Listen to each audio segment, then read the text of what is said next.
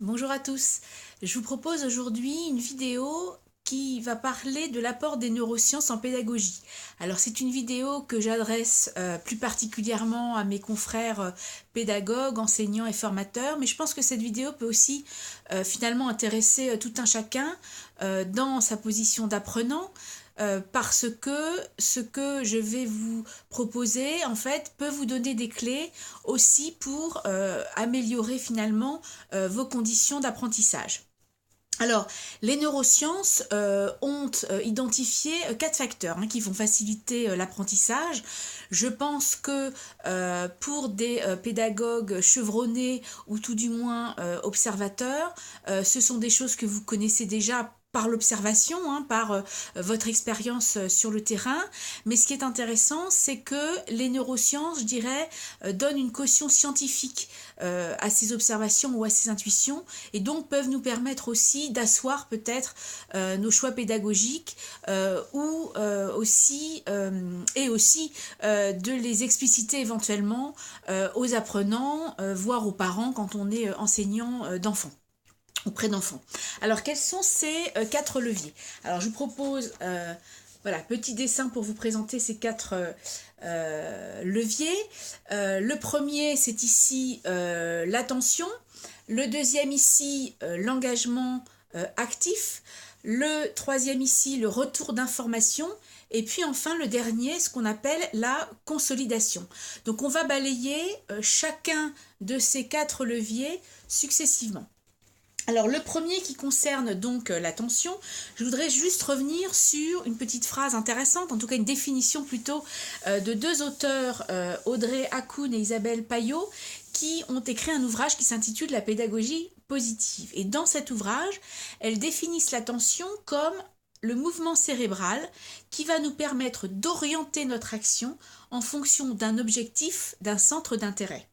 Grâce à elle, nous captons par nos 5 sens les différentes informations en provenance soit de notre environnement, soit de notre ressenti émotionnel ou psychologique.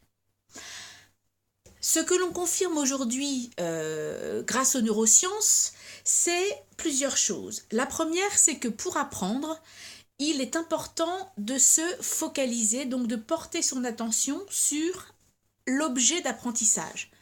Plus je suis concentrée, orientée, focalisée sur l'objet d'apprentissage, plus j'ai de chances effectivement d'apprendre, en tout cas de mémoriser ce qu'il m'est donné d'apprendre.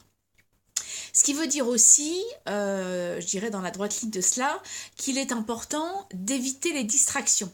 Je pense notamment aux enfants par exemple qui parfois ont tendance à faire leurs devoirs avec l'ordinateur allumé, le téléphone à côté qui fait cling cling à partir du moment où on reçoit une notification, un SMS ou que sais-je encore. Donc évidemment, ces distractions peuvent polluer ou en tout cas désorienter ou défocaliser justement l'attention. Par ailleurs, on sait également que le cerveau maintient son attention maximale pendant 12 à 15 minutes, puis ensuite va baisser sa fréquence pour se ressourcer pendant quelques secondes à plusieurs minutes, en fonction de l'activité bien sûr que l'on fait et en fonction des stimuli qui nous sont donnés à voir ou à entendre. Donc, vous voyez que notre temps d'attention est limité et que chaque moment d'attention doit être suivi d'un temps de ressourcement. Donc là, ça peut être intéressant aussi à entendre en termes de comment je fractionne éventuellement les temps d'apprentissage pour justement utiliser la pleine puissance de mon cerveau.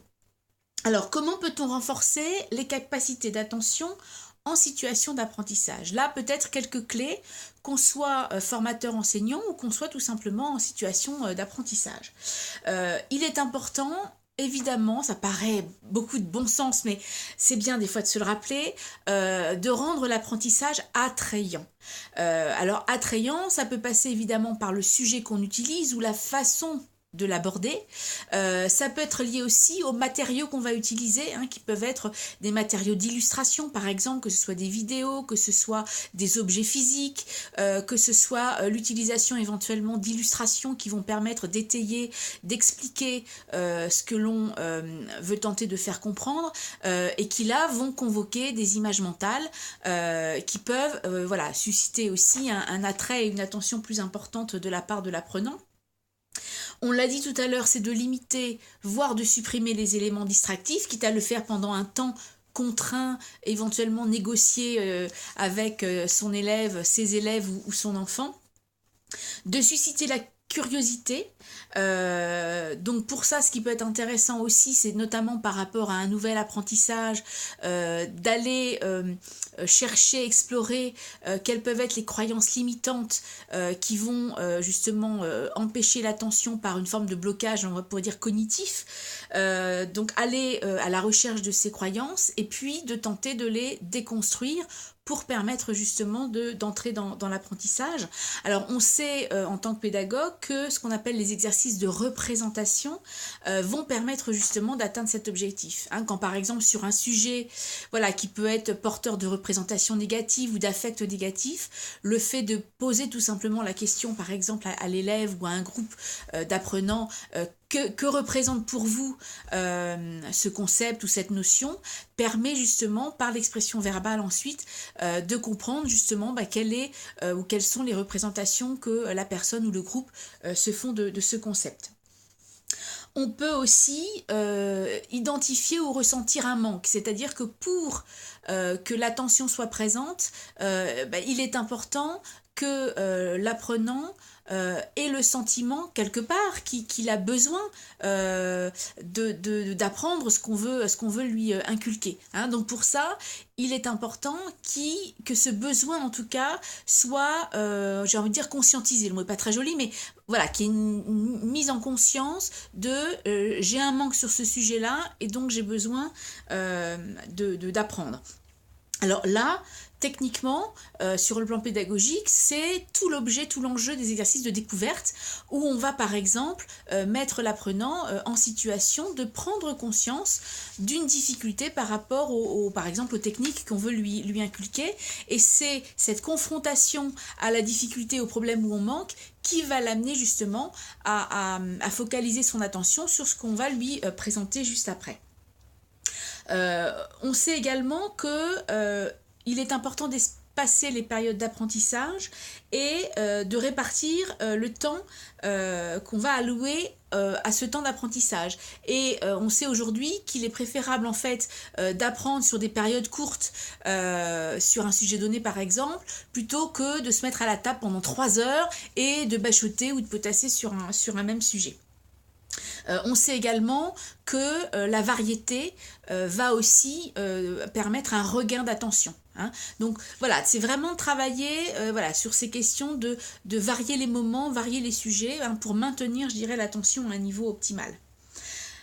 Alors en dehors des périodes d'apprentissage, parce que là on a vu comment on peut être plus attentif pendant l'apprentissage, mais finalement est-ce qu'en dehors de l'apprentissage on pourrait dire que l'attention tel un muscle se renforce, et dans ces cas-là comment peut-on faire? Alors plusieurs exemples que vous pouvez reprendre à votre compte. On sait que la méditation est une pratique qui permet d'améliorer l'attention. Le fait de pratiquer des activités de motricité fine permet là aussi de travailler son attention. La pratique d'un instrument de musique également. Et puis on sait également l'importance du sommeil, bien dormir est important puisque le sommeil prépare le cerveau à apprendre et à encoder de nouvelles informations. Voilà pour le premier thème. Donc le deuxième thème, je vous rappelle, c'était le deuxième levier plutôt, l'engagement actif. Alors Confucius disait, j'aime beaucoup cette phrase, j'entends, j'oublie. Je vois, je me souviens, je fais, je comprends. Je crois que tout pédagogue sait à quel point le fait d'engager, le fait de faire agir, le fait d'impliquer les apprenants est un élément essentiel de l'apprentissage et de l'appropriation de ce qui est enseigné. Stanislas Dehaene, psychologue cognitiviste et neuroscientifique français, précise également qu'un organisme passif n'apprend pas, L'apprentissage est optimal lorsque l'on alterne des temps d'apprentissage et des temps de test des connaissances. Par ailleurs, et je dirais un peu en appui de ce que nous dit M. Dehaene, des études montrent que le temps passé à apprendre importe moins que le nombre de tests réalisés via des exercices. Donc en fait, alterner des temps d'acquisition d'apprentissage et puis des temps où on voit où on en est, on fait des tests pour vérifier ce qui a été compris acquis, est une méthode très efficace d'apprentissage. Alors comment peut-on susciter l'engagement ? Alors, si on fait un petit détour par ce que l'on appelle les phases d'apprentissage, voilà ce que l'on peut dire. Alors, je vous ai fait là aussi un dessin. Donc, on va travailler sur, principalement ici, les 2 premières étapes, qui sont l'étape d'incompétence inconsciente et puis l'étape d'incompétence consciente. Au premier stade ici, donc le stade d'incompétence inconsciente, en fait, on pourrait qualifier l'apprenant d'ignorant, c'est-à-dire je ne sais pas que je ne sais pas faire. Donc je suis dans une forme de béatitude, voilà, je n'ai pas de difficulté particulière et je n'ai pas particulièrement nécessité ou envie d'apprendre. Le passage de la première phase à la deuxième phase ne peut se faire qu'à travers une prise de conscience. Alors elle peut être, prise de conscience, mais peut-être pas que. Elle peut être l'objet pour une personne, par exemple, d'un tempérament curieux qui va faire qu'à un moment donné, j'ai envie d'explorer un sujet, d'explorer un objet, d'explorer une technique. Et donc, voilà, je vais à un moment donné tenter quelque chose, essayer quelque chose, ou essayer de m'approprier peut-être une nouvelle activité. Autre cas de figure, c'est non pas je saisis l'opportunité, ou en tout cas plutôt je crée l'opportunité, c'est je suis dans une situation où je suis confrontée à un moment donné à une difficulté. Et cette difficulté va m'amener justement à prendre conscience que je sais que je ne sais pas faire. C'est-à-dire, je prends conscience à un moment donné, je suis face à une butée, face à une difficulté qui va m'amener en fait à réaliser que je ne sais pas, par exemple, faire telle ou telle chose. D'accord ? Alors, prenons un exemple. Je suis, par exemple, assistante voilà, je suis une assistante de direction, par exemple, et voilà, mon travail, c'est principalement de faire des comptes rendus, de prendre des notes en réunion, d'organiser les rendez-vous de mon patron. Et puis un jour, il se trouve que mon patron me demande d'intervenir à sa place, par exemple, dans le cadre d'une réunion. Et là, horreur malheur, je découvre qu'en fait, je ne suis pas à l'aise en public et je ne sais pas très bien prendre la parole. Voilà, et ça, c'est le déclic, en fait. Le déclic ici qui fait que je prends conscience que je ne sais pas prendre la parole en public. Alors évidemment, cette prise de conscience peut être extrêmement douloureuse. Et ce qui va se jouer ici, c'est est-ce que finalement la situation est tellement douloureuse que maintenant je vais faire en sorte de fuir ou d'éviter ce type de situation à nouveau, ou est-ce qu'au contraire j'en fais une opportunité et peut-être là me dire tiens, je vais peut-être prendre la décision d'apprendre. Alors, on y reviendra juste après. Comment renforcer l'engagement en situation d'apprentissage ? Alors, là encore, ça rejoint même ce qu'on a vu tout à l'heure sur l'attention. Évidemment qu'apprendre quelque chose qui me plaît et m'intéresse va m'aider, et en tout cas faciliter ou favoriser mon engagement. Le fait d'entrevoir un bénéfice à court ou à moyen terme, comme être fier d'avoir appris quelque chose ou de réussir quelque chose qu'on ne faisait pas ou qu'on ne savait pas faire avant, ça peut m'enlever une épine du pied, c'est-à-dire finalement résoudre un problème auquel je ne savais faire face, et puis ça peut être d'autres choses comme la remise d'un diplôme, d'un certificat, et puis ça peut être parfois aussi l'antichambre pour une mobilité professionnelle par exemple. Le fait aussi, l'engagement, c'est d'être capable de mettre en mots, de décrire ce que je sais faire et de montrer ce que je sais faire, qui est une manière aussi finalement de favoriser l'engagement.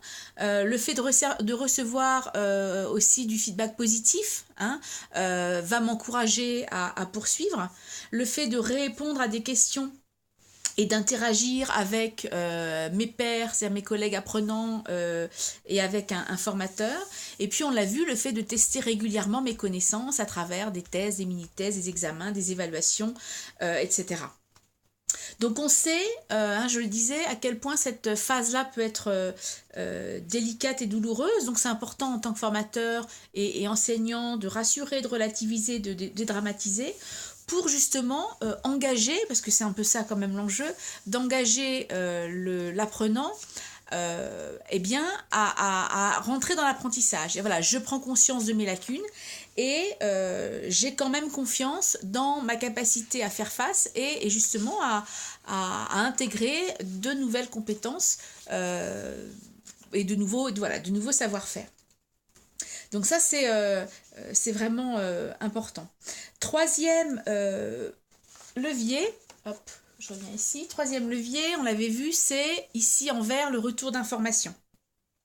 Donc recevoir un retour d'information, ce qu'on appelle assez communément un feedback, est extrêmement important sur l'action d'apprentissage à laquelle l'apprenant est confronté. C'est-à-dire avoir en permanence un retour sur ce que j'ai fait c'est bien, je suis dans le bon chemin, ou au contraire je suis en train de dévier, de me fourvoyer. Donc ça c'est important de le faire assez régulièrement. Et bien évidemment, on sait à quel point l'apprentissage peut être semé d'obstacles, d'embûches, et à quel point, lorsqu'on est en apprentissage, on va forcément commettre des erreurs.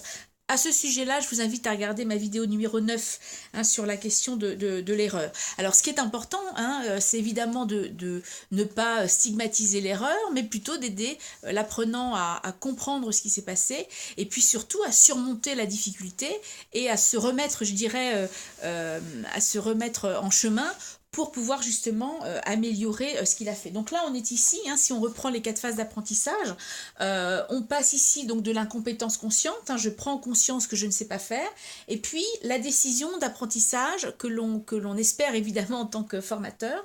Et donc, à cette étape-là, et c'est là où le feedback est important, entre autres, c'est que le jeune apprenant, ou l'apprenant en tout cas, va devenir un apprenti, c'est-à-dire qu'il va s'entraîner, il va essayer des choses, il va être confronté parfois à des difficultés, donc là on a besoin de son attention, de son engagement, et il a besoin de retour d'infos pour petit à petit apprendre, acquérir justement de nouvelles compétences. Alors là aussi c'est une phase qui peut être un petit peu délicate parce que on peut être un élève modèle et je dirais essayer de suivre les conseils du formateur, mais on est encore un petit peu emprunté, c'est pas encore très très naturel, on trébuche encore beaucoup. Donc c'est une phase qui peut être difficile. Alors ce que l'on sait aujourd'hui grâce aux neurosciences, c'est que ce retour d'information, ce retour d'information, et en particulier tout ce qui est retour d'information positif et les encouragements stimulent l'apprentissage. On sait aussi que tout ce qui est plutôt d'ordre punitif, notamment face aux erreurs, a plutôt tendance à générer de la peur, du stress et un sentiment d'impuissance qui est extrêmement néfaste à l'apprentissage, ce qui ne veut pas dire qu'il ne faut pas signaler quand les choses ne vont pas, mais il faut le dire d'une manière qui soit pédagogique, et qui est vraiment valeur d'enseignement, c'est-à-dire c'est pas juste de dire c'est nul, c'est d'être spécifique et puis surtout d'apporter des éléments alternatifs pour que la personne puisse justement rebondir. Et puis bien évidemment c'est important aussi de relativiser, dédramatiser, c'est-à-dire que l'erreur fait partie vraiment intégrante du processus d'apprentissage. Alors quel conseil retenir de tout cela? C'est important de permettre à l'apprenant évidemment de réussir, de lui donner des retours positifs, de l'encourager, de lui faire vivre des émotions agréables liées à ses succès, et tout ça va contribuer évidemment à sa motivation.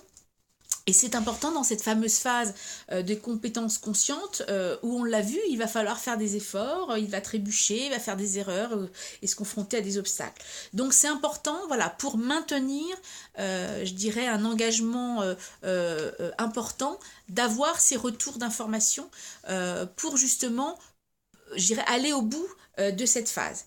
Et puis arrive le dernier levier, qui est la consolidation et qui en fait est complètement aligné avec la dernière phase d'apprentissage qui est ici en bas à gauche, la phase qu'on va appeler de compétences inconscientes. Je ne sais plus que je sais. Et là, on va rentrer dans quelque chose qui est de l'ordre d'automatisme, et c'est là où la consolidation prend tout son sens. Ici, l'apprenti va devenir un expert. Et ça n'est possible que par un entraînement régulier et assidu. La consolidation, c'est d'automatiser les apprentissages, les consolider et les rendre pérennes. Ici, donc, comme je l'ai dit, l'apprenti va devenir un expert. Alors, pour faciliter cette consolidation, il faut revenir régulièrement sur les contenus déjà appris.